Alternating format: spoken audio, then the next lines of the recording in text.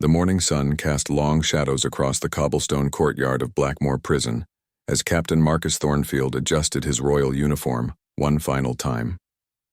The golden threads of his jacket caught the light, a stark contrast to the gray walls that surrounded him.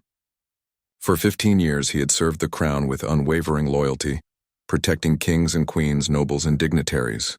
But today he was about to commit what many would consider treason. Marcus had not slept well in months.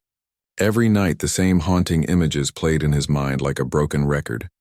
7 years ago he had been part of the Royal Guard detail during the infamous theft at the Royal Treasury.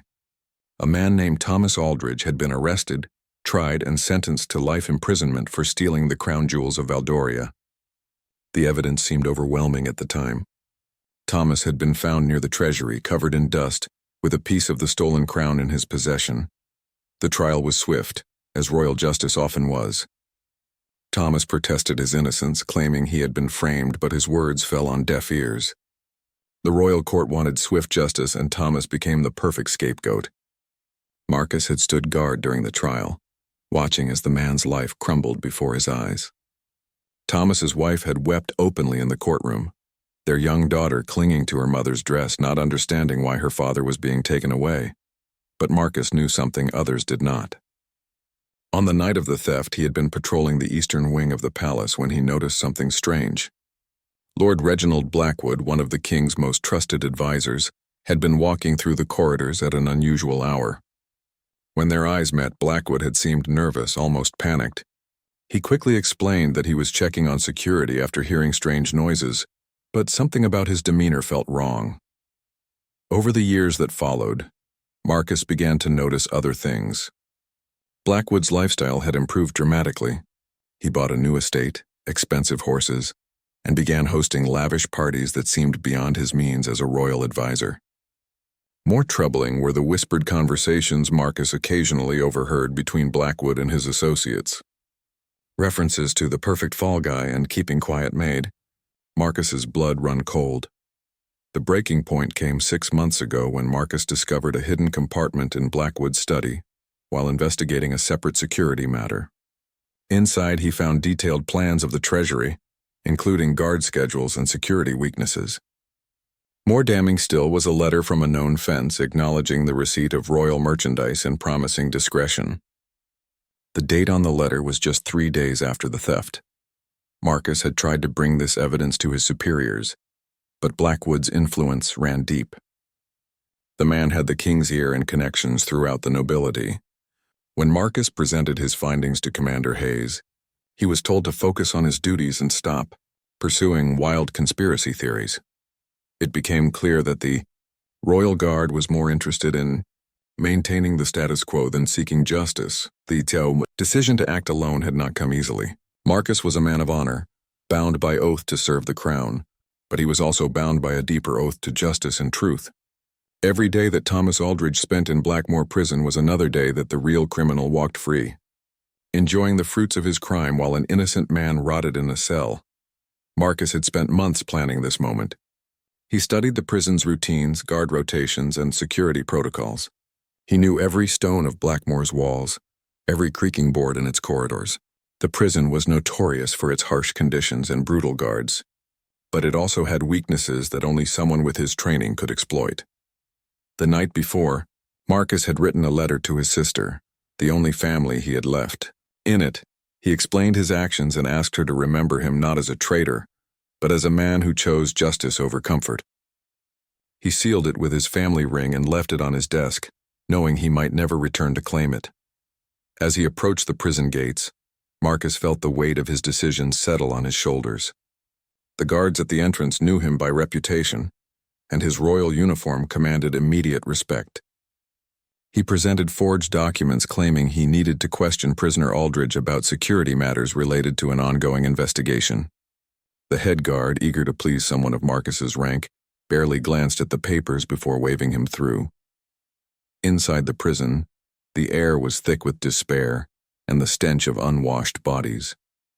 Prisoners called out from their cells as Marcus passed, some begging for mercy, others hurling curses at his uniform. The sound of his boots echoed off the stone walls. each step taking him closer to his destination and further from the life he had known. Thomas Aldridge's cell was in the deepest part of the prison, reserved for the most serious criminals. When Marcus first saw him, he was shocked by the transformation. The man who had once been a respected merchant was now gaunt and pale. His hair turned completely gray despite being only 42 years old.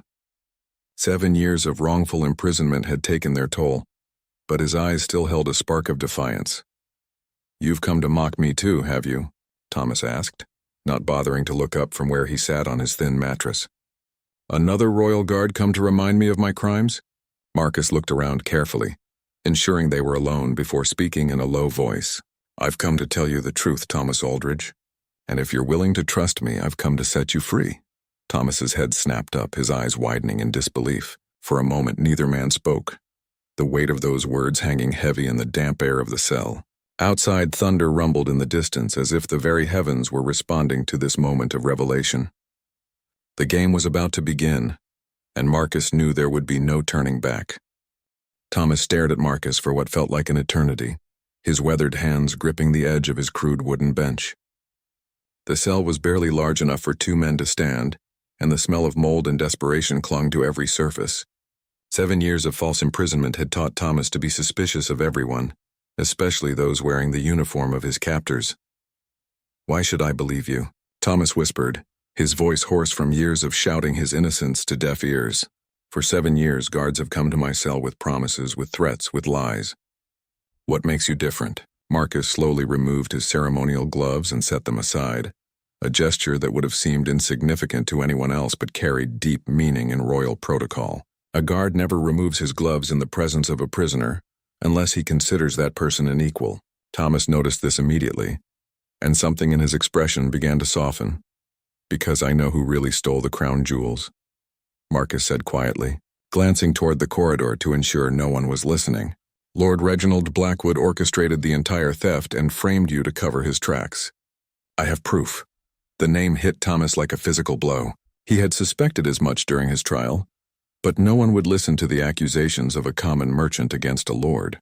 Blackwood had even testified at the trial, speaking eloquently about the need for swift justice and the importance of protecting the crown's treasures. The irony was bitter beyond words. Marcus reached into his inner pocket and carefully withdrew a small bundle of papers. "These are copies of documents I found in Blackwood's private study. Letters from fences, detailed plans of the treasury, even records of payments made to corrupt guards who helped with the theft. Everything you need to prove your innocence." Thomas's hands shook as he reached for the papers, but Marcus pulled them back slightly. "Before I give these to you, you need to understand what this means. If we do this, if we expose Blackwood, both of our lives will be in danger. He has powerful friends and unlimited resources. Are you prepared for that fight?" "I've been fighting for 7 years, Thomas replied, his voice growing stronger. "My wife died 3 years ago, still believing in my innocence but broken by the shame. My daughter barely remembers me. I have nothing left to lose except the truth, and I won't let that die in this cell." The pain in Thomas's voice was evident, and Marcus felt the weight of responsibility settle on his shoulders. He had known about Thomas's wife passing away from pneumonia, weakened by stress and poverty after her husband's imprisonment. The daughter, now 14, lived with relatives who barely acknowledged her existence, carrying the stigma of her father's supposed crimes. Marcus began to unfold his plan. Over the past months, he had discovered that Blackwood was planning to flee the country. Intelligence suggested he had been slowly moving his stolen wealth to banks in distant kingdoms, preparing for the day when his crimes might be discovered.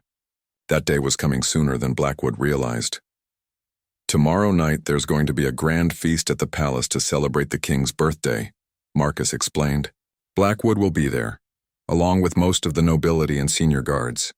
The prison will be operating with a skeleton crew, mostly junior guards who won't question my authority." The plan was elegant in its simplicity. Marcus would return the following evening under the pretense of transferring Thomas to a different facility for questioning. The forged transfer documents were already prepared, complete with official seals that Marcus had acquired through his connections in the royal administration. Once outside the prison, they would make their way to a safe house where Marcus had hidden additional evidence of Blackwood's crimes. But escaping is only the beginning. Marcus warned.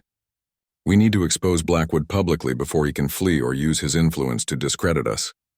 I have contacts among the palace scribes who can ensure our evidence reaches the right people, but we'll need to move quickly." Thomas listened intently as Marcus outlined every detail of their plan.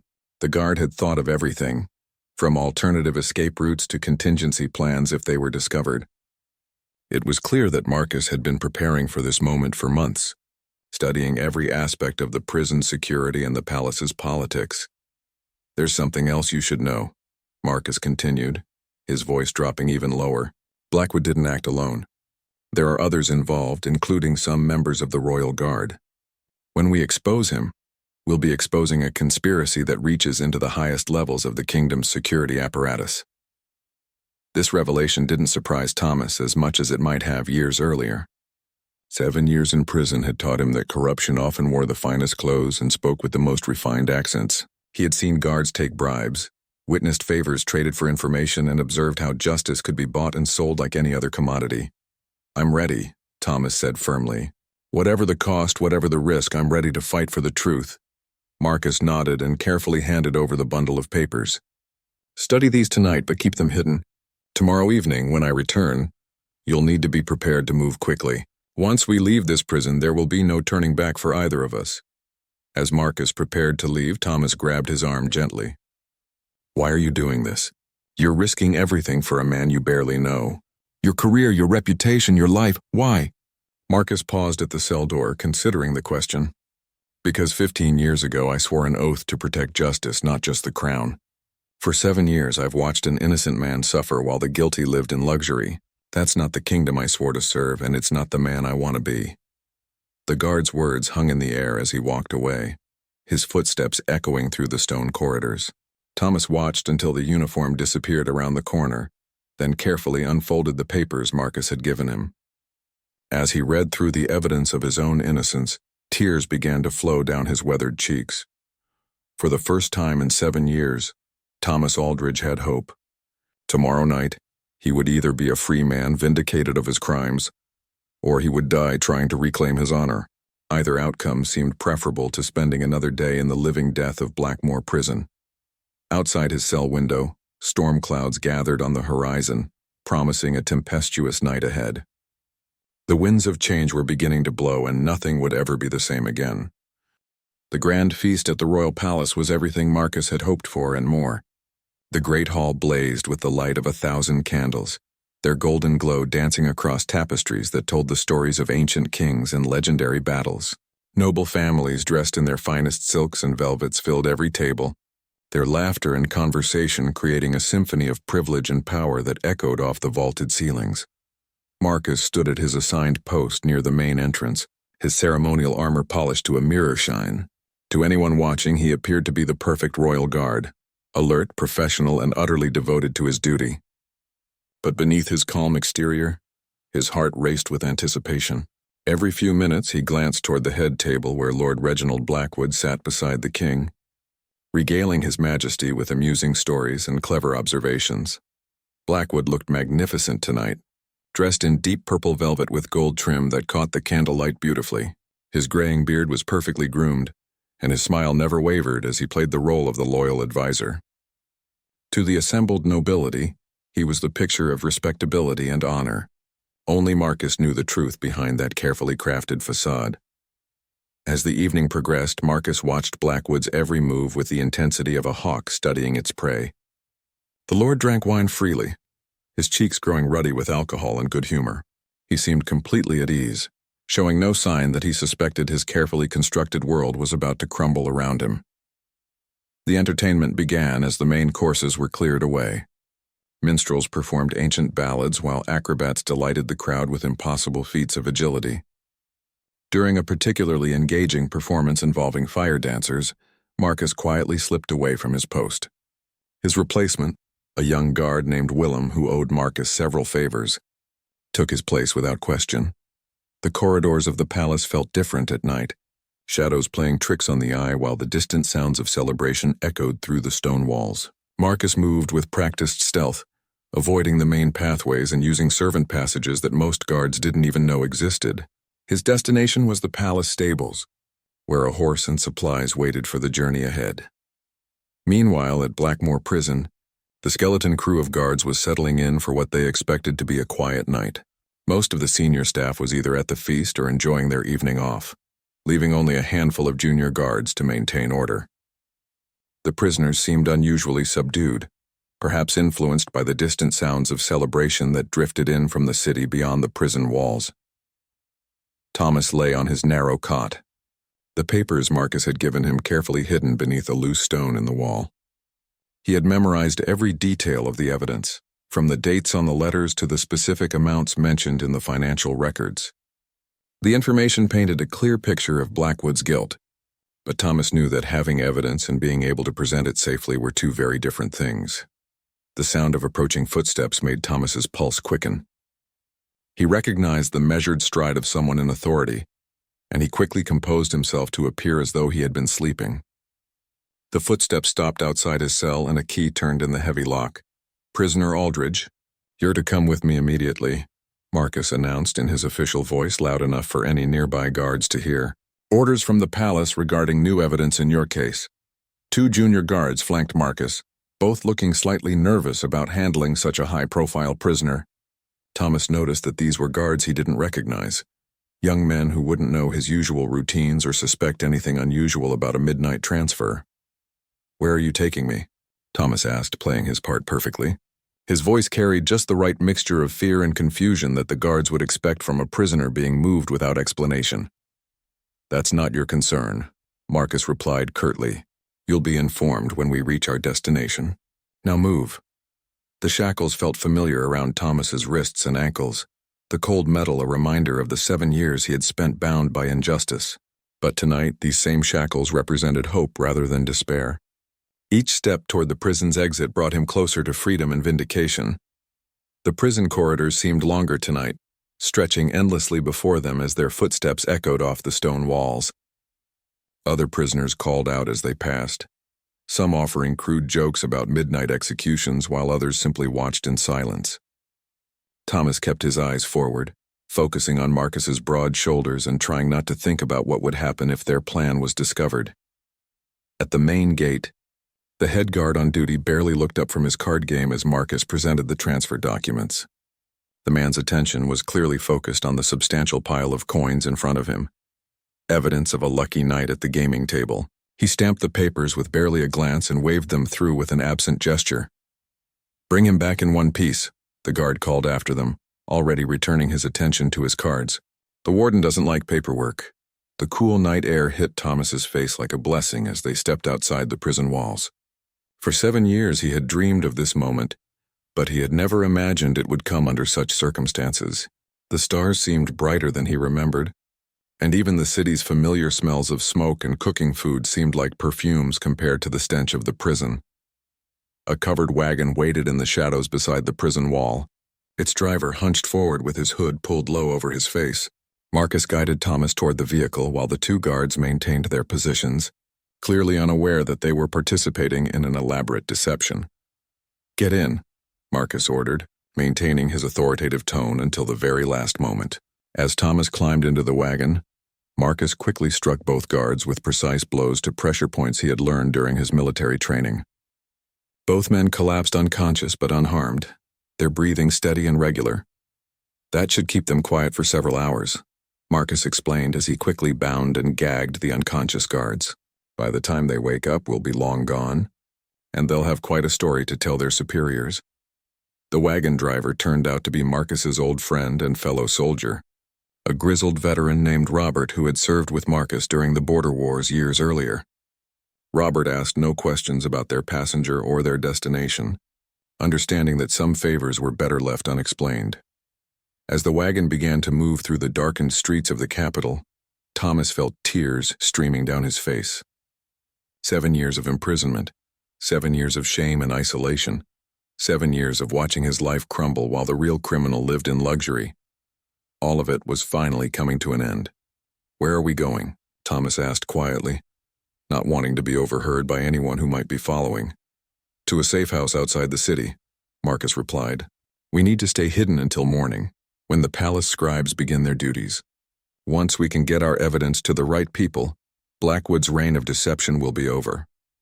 But even as Marcus spoke these confident words, he couldn't shake the feeling that they were being watched. Somewhere in the shadows of the Capitol, other eyes were tracking their movement and other minds were already planning their response to this unexpected development. The real danger was just beginning. The safe house sat in a grove of ancient oak trees, 3 miles outside the capital city. It was a modest stone cottage that had once belonged to Marcus's grandfather, a simple farmer who had served the crown as a scout during the war with the northern kingdoms. Robert guided the wagon down a narrow dirt path, the wheels creaking softly as they navigated between trees whose branches formed a natural canopy overhead. Dawn was still hours away when they finally stopped, but Marcus knew they couldn't afford to rest. Word of Thomas's disappearance would spread quickly once the unconscious guards were discovered, and Blackwood's network of spies would soon be searching every corner of the kingdom. They had perhaps 6 hours before the full weight of the royal investigation would be brought to bear against them.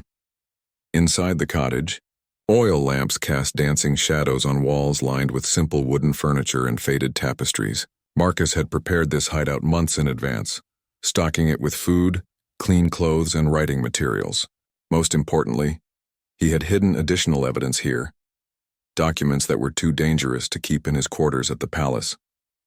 Thomas sat heavily in a chair by the fireplace, still wearing his prison clothes and shackles. The reality of his situation was beginning to sink in.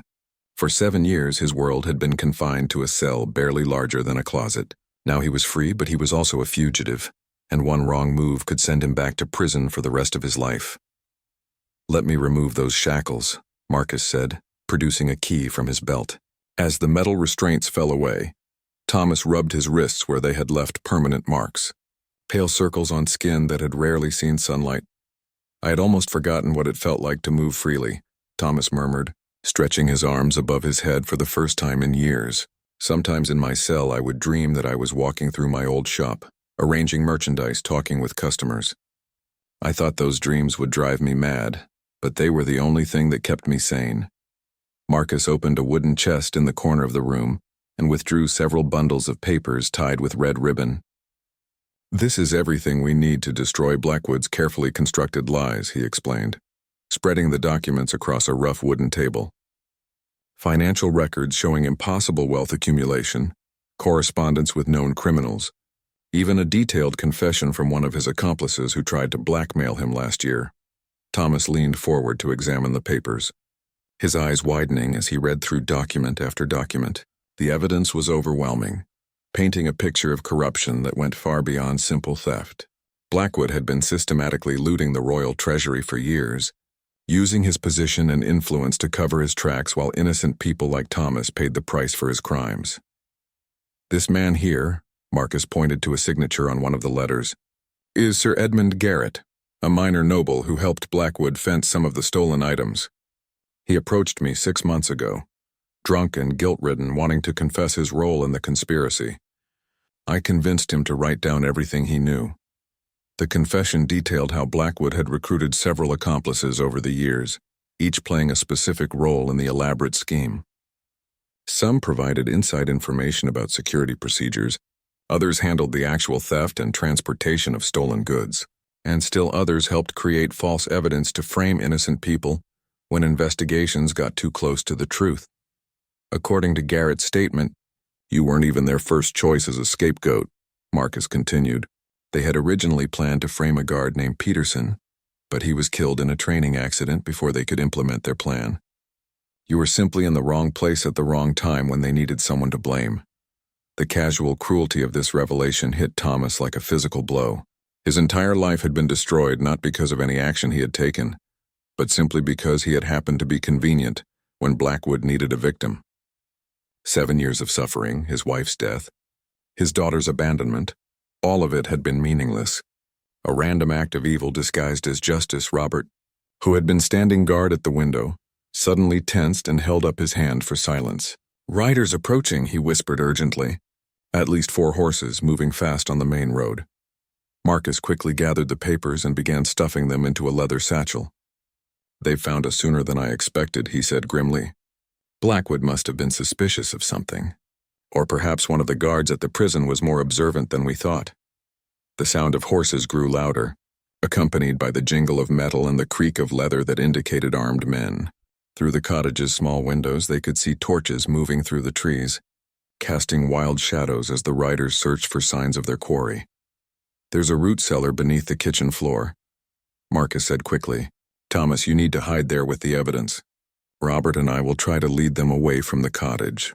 "No," Thomas said firmly, standing up straighter than he had in years.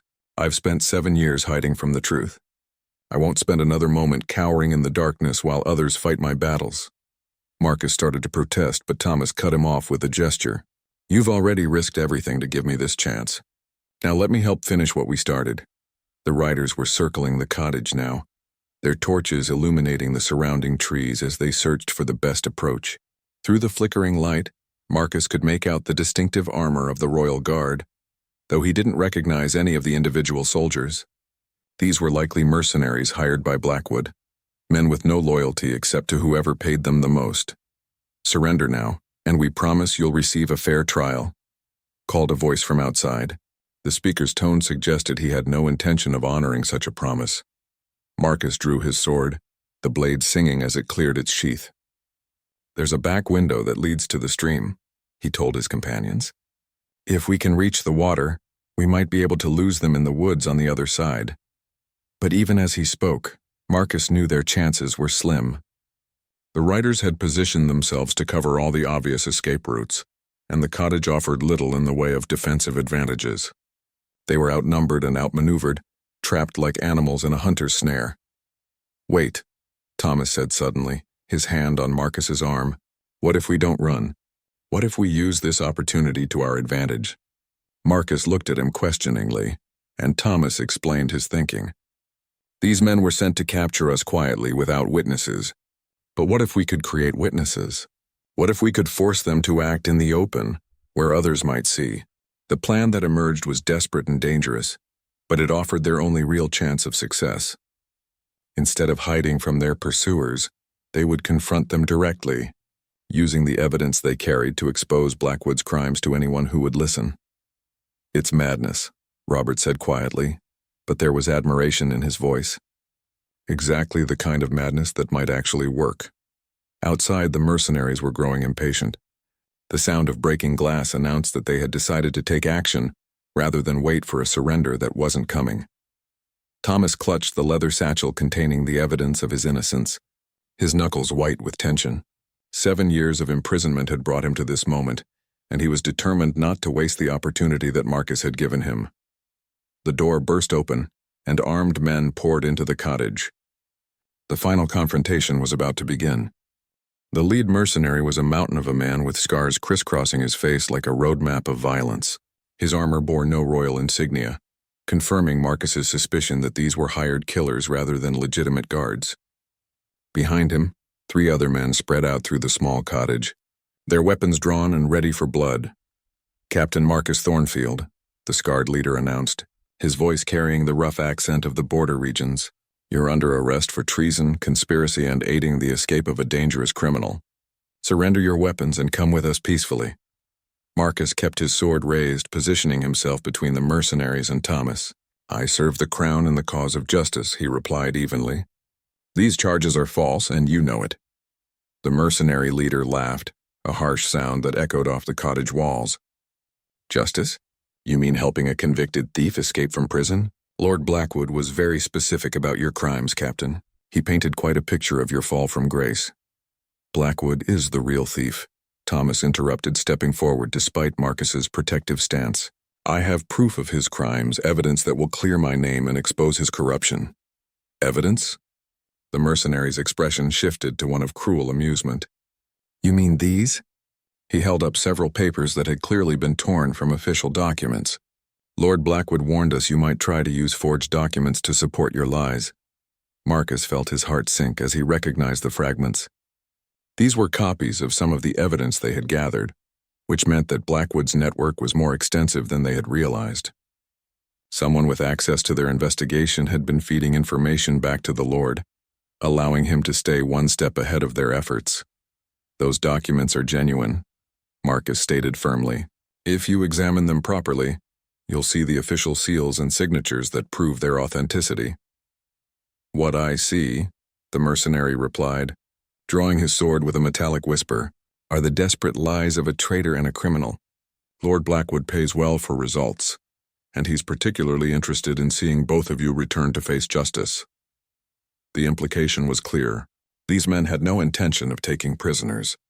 Blackwood wanted Marcus and Thomas dead, their evidence destroyed and their accusations silenced forever. The mention of payment confirmed that this was a private execution disguised as an arrest.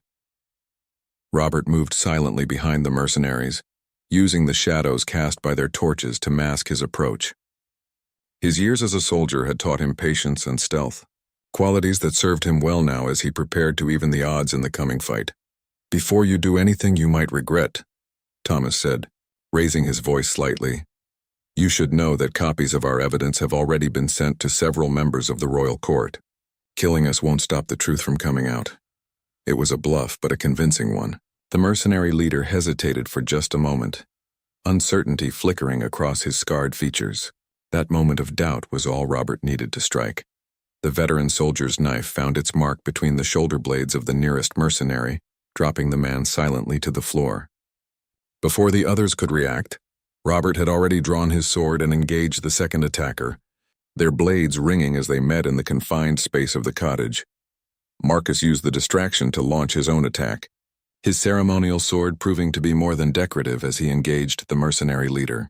The man was skilled and experienced, but Marcus had the advantage of fighting for something more than money. Each clash of their blades echoed with the weight of 7 years of injustice and the hope of redemption. Thomas grabbed the leather satchel containing their evidence and pressed himself against the far wall, trying to stay out of the way of the deadly dance taking place around him. The cottage had become a battlefield, furniture overturning and oil lamps shattering as the combatants fought for their lives. The third mercenary, seeing his companions engaged, decided to end the fight quickly by targeting the weakest link. He advanced on Thomas with his sword raised, clearly intending to eliminate the escaped prisoner and remove the primary witness to Blackwood's crimes. "You should have stayed in your cell," the mercenary snarled, bringing his blade down in a vicious arc. Thomas surprised everyone, including himself, by dodging to the side and striking back with a wooden chair. 7 years of prison fights had taught him that survival sometimes required violence, and desperation gave him strength he didn't know he possessed. The chair splintered across the mercenary's head, stunning him long enough for Thomas to grab a poker from the fireplace. The fight raged for several more minutes, but gradually the tide turned in favor of Marcus and his companions. Robert's experience showed as he systematically dismantled his opponent's defenses, while Marcus's training and motivation proved superior to the mercenary leader's brutal strength. When the last attacker fell, the cottage was filled with smoke from overturned oil lamps and the acrid smell of spilled blood. Marcus quickly moved to extinguish the fires before they could spread, while Robert checked to ensure their enemies were truly defeated. "We need to leave immediately," Marcus said, gathering what supplies they could carry. "Blackwood will have other men searching for us, and this noise will have attracted attention from anyone within miles." Thomas clutched the evidence satchel to his chest, his hands shaking from the adrenaline of combat. "Where can we go? If Blackwood has people watching the roads and monitoring our contacts, how can we safely deliver this evidence?" Marcus had been considering the same question throughout the fight. Their original plan to contact the palace scribes was clearly compromised, and any attempt to approach the royal court directly would likely result in their immediate arrest or death. "There's one person who might help us," Marcus said slowly. "Sister Margaret at the convent of St. Helena. She serves as confessor to many of the noble families, including some who have reason to distrust Blackwood. If anyone can get our evidence to the right people, it's her." The convent was located in the hills north of the capital, a day's hard ride under normal circumstances, but with every guard in the kingdom likely searching for them, the journey would be fraught with danger. They would need to avoid the main roads, travel mostly at night, and hope that Blackwood's influence didn't extend to the religious orders. "What about horses?" Robert asked practically. "Our wagon won't make it through the hill country, and we can't risk returning to the city to buy mounts." Marcus pointed toward the window. "The mercenaries' horses are still outside. They're well-trained war horses, worth more than most people see in a lifetime. Blackwood equipped his killers well. As they prepared to leave the cottage, Thomas took one last look around the small room that had briefly represented freedom. The overturned furniture and bloodstains told the story of their desperate fight. But more importantly, they had survived with their evidence intact. 7 years ago, I lost everything because of Blackwood's lies, Thomas said quietly. Tonight we have a chance to make sure no one else suffers the same fate. Robert gathered supplies from the cottage while Marcus examined the mercenaries' equipment. Among their possessions, he found something that made his blood run cold, a detailed map marking not only their current location but also the convent of St. Helena and several other places they had considered seeking help. He knows, Marcus said grimly, showing the map to his companions. Blackwood has anticipated our every move. This was never about capturing us. It was about herding us toward a specific destination. The realization that they were walking into a trap changed everything. If Blackwood knew about Sister Margaret, then approaching the convent would be suicide. They needed a new plan, something unexpected that would catch their enemy off guard. What if we stop running? Thomas suggested, his voice growing stronger with conviction. What if we take the fight directly to Blackwood instead of trying to hide from him? Marcus stared at his companion, seeing something in Thomas's eyes that hadn't been there before. 7 years of imprisonment had broken many things in this man, but it had also forged something harder than steel, an unbreakable determination to see justice done. The feast at the palace will continue for several more hours, Marcus realized. Blackwood will still be there, surrounded by witnesses playing the role of the loyal advisor. If we could confront him publicly with all the evidence— It's madness, Robert said, but there was respect in his voice. The palace will be heavily guarded and every soldier will be looking for you.